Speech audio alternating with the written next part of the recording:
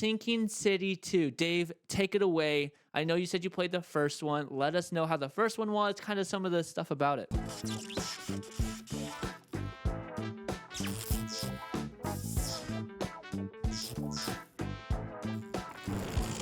Guys, Sinking City 2. Adam, have you ever played this game? I have not. No. Okay. So if you guys have never played the first game came out quite a while ago, so you might not know about it. But the first, 2021. yeah. So the first game is really, um, it's really, I'm gonna be honest here. It's really hit or miss for people. There's kind of no middle ground here. People either really, really love it or really, really hate it. And I know I just said that there's no middle ground, but I actually am kind of like the outlet, where I'm the anomaly to the equation, where it's kind of mid like territory for me. Because the thing that I really love about it is the lore and the setting. So this game is heavily, heavily inspired by HP Lovecraft, and you know that like I'm a fan of all that dark stuff.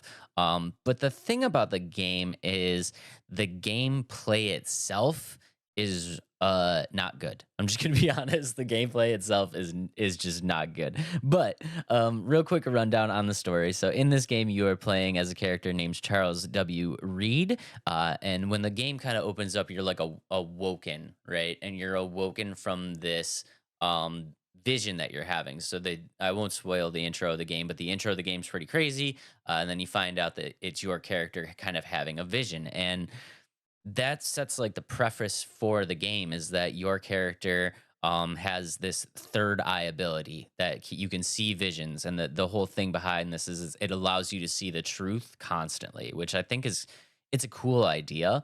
And basically you're on like kind of this journey to figure out why you're seeing these visions.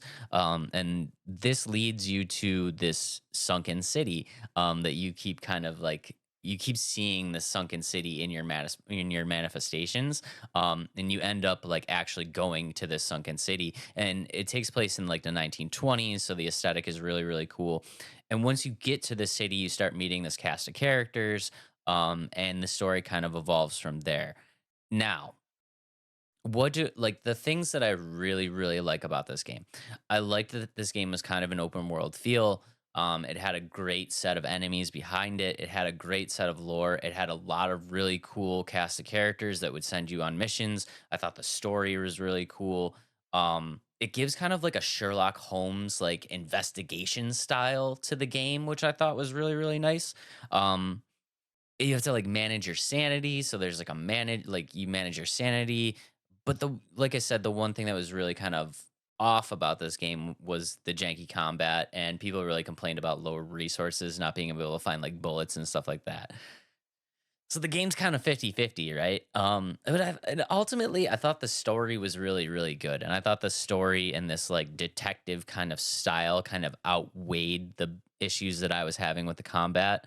And I so this game is kind of old, so I don't want to really spoil it, but I'll let you guys know right now. Like we'll figure out how the first game ends. Spoiler alert: if you do plan on playing this game, in the end of the game, you find out that the flood was kind of like the beginning of this apocalypse, and the sea was like this barrier that was holding this like world of great gods back from taking over the universe.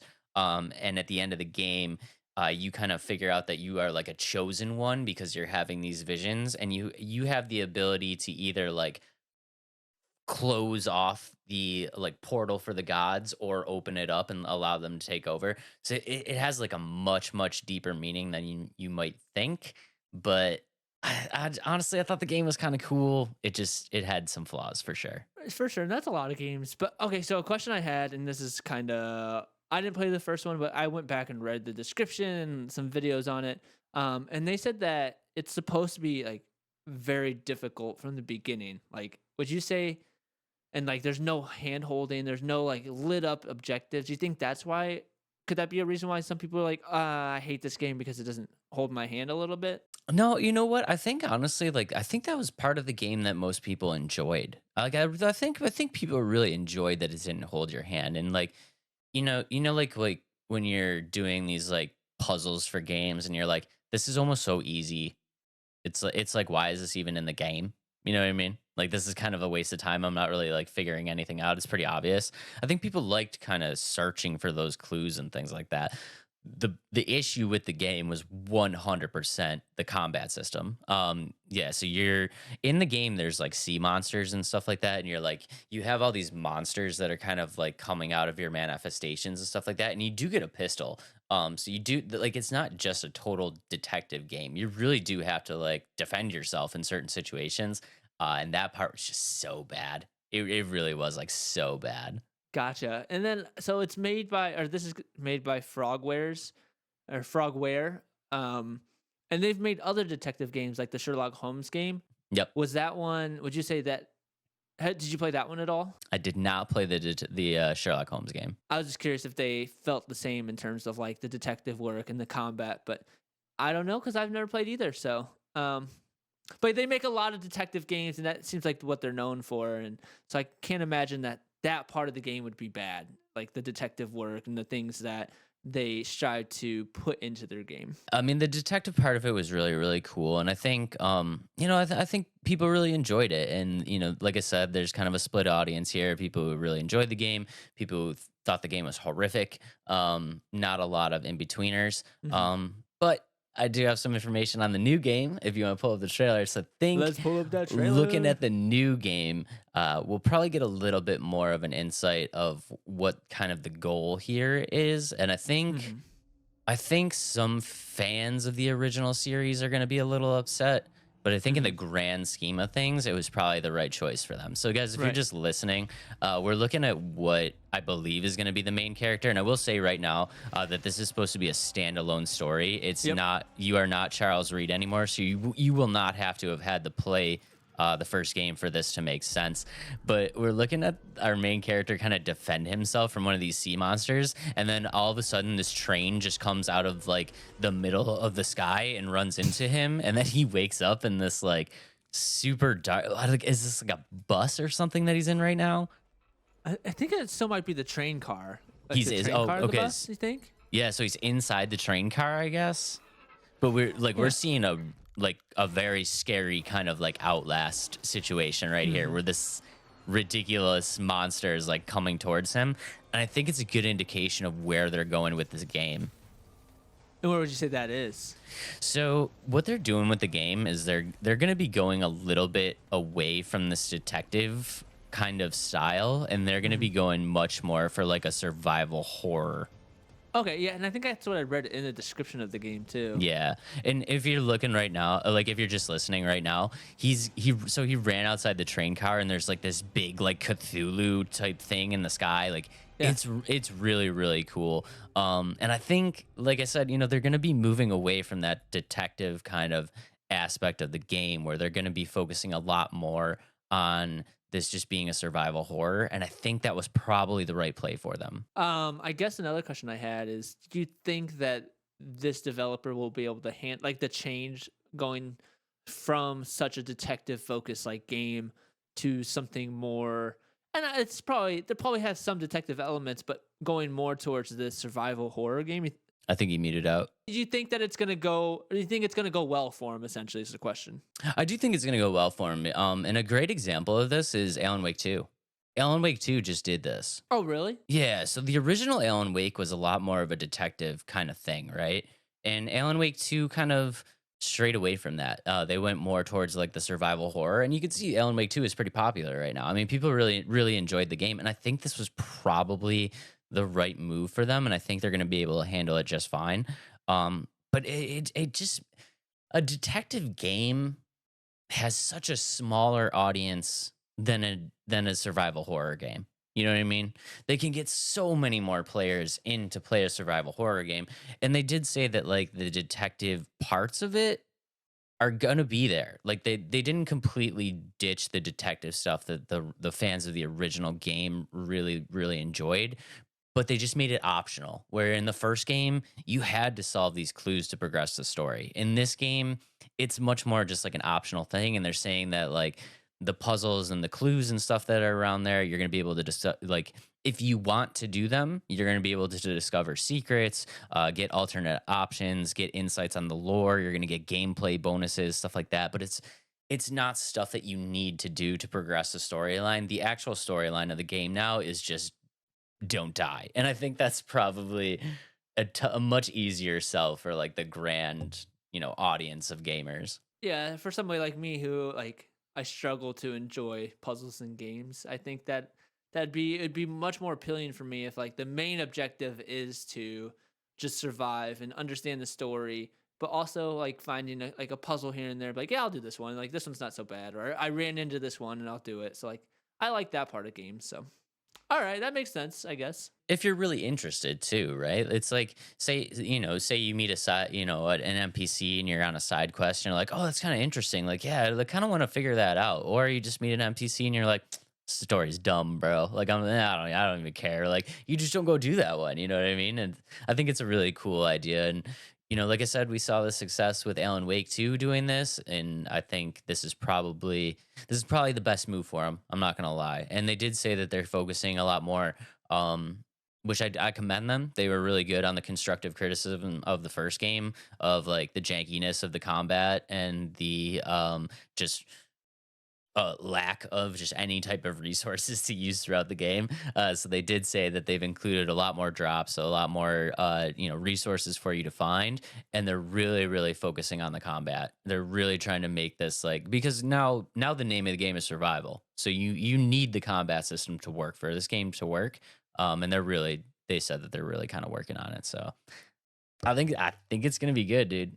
I think it's gonna have, and just based off of what or like what I saw at the first one, I think it's gonna be really good too. I do have a question though. So this is gonna take place in a different city or a sunken city versus the first one, but it seems like it has a lot of the same similarities to the first one. I think it does, and I don't think that's necessarily a bad thing, because that's one of Mm-hmm. the things that people really really enjoyed about the first Hmm. game was, like I said, it's this like kind of love tale to HP Lovecraft. I mean, Hmm. it's very much inspired, and they didn't change that at all. I think if anything, they kind of amplified that. Right. And for me, I think that's really cool that they didn't change the setting. I'm excited to see what they've done to like build upon the setting to make it even better than the first game. Because like I said, the setting was like, I don't it was one of my favorite parts of the game. Like I'm Hmm. glad they didn't change it. I am a little worried. I don't know why, but they decided to call the name of the city Arkham, I saw which, that. Yeah, why would you do that? I don't know why, of all names. Like of all names, why would you pick Arkham? I have no idea. I have Um no idea either. yeah, but I'm excited to see what they did with it. And I think the players of the first game are going to be really happy that the setting's the same, because, like I said, the setting's really cool. And I think new players who have never seen the setting of this game before, and this, like I said, this, love letter to HP Lovecraft. If you're a Lovecraft fan and you like Lovecraftian stuff, you're going to super enjoy it. And you'll be happy that they didn't change it either, because it was great. And I don't think they needed to, like you said, I don't think they needed to change much of it because, like you said, the fan base. I guess another like a follow up to that is, do you think that, like, yes, the stories are like separate, but do you think they'll tie in a little bit in terms of like lore stuff? If like you don't play the first one, but it'll have like I guess shout outs to the first story. That's kind of exactly what I was thinking, honestly, dude. I was like, okay, so this is gonna be a standalone game, so you don't have to play the first one. But I would bet you that they would throw some shout outs to the original players that played the first one. You'd be like, oh man, look at that. Or like, you know what I mean? Like some crazy stuff. Like, and like I said, dude, it's lore. So I mean, you might have to go search for it, but there's a chance you could like, oh, you're just like walking through, and then all of a sudden, you're like a Charles. You see like a headstone, and it's like Charles Reed, and you're like, yo, that's first character, homie. You're like, you know what I mean? Like some pretty cool stuff like that. I wonder if it's gonna be kind of like you know how was it Greedfall we talked about last week? Oh yeah, yeah. I mean, it's very, very possible that that could be it, because, like I said, at the end of the first game, you kind of find out that this third eye ability, you're one of the chosen few, but that's very important because you're not the chosen one. You know what I mean? So there's more people out there like you, and I think we're going to be seeing a different story of another. chosen few, who is a lot like Charles, but not the same character. But yeah, both of them are taking place in the 1920s, just different cities. So it is very, very possible that these stories are kind of going on at the same time. I think this game looks very cool. It's one that, um, like, I like the supernatural feel of it. Like, I love that kind of feel of these types of games, and it looks like it's gonna appeal to more people, like you said, because of the changes that they're making to the gameplay. I mean, I think it looks really, really cool. I love the setting. The one issue that we had was the combat system, and they said that they're going to be working really hard to fix the combat system. And I think it's going to be really, really great. I think making the transition, just like Alan Wake 2, is the right move. I mean, it's anticipated for 2025, but no actual release date yet. And unfortunately, not too much has come out about the story. But I think that's on purpose because this is a very story-driven game. I don't think they want to give too many details on it. Right. I don't think they want to be like, hey, this is the story, like, and just give it all away. The more it gets closer, they'll probably have like more teasers and stuff like that, as like David said, that it's coming out in 2025. So if you guys like the first one, definitely put it on your radar because I think it's gonna be better than the first one. If you guys love some survival horror games, or this HP Lovecraft is like your guy, definitely go ahead and put it on your wish list. It should be really, really sweet, coming out sometime in 2025.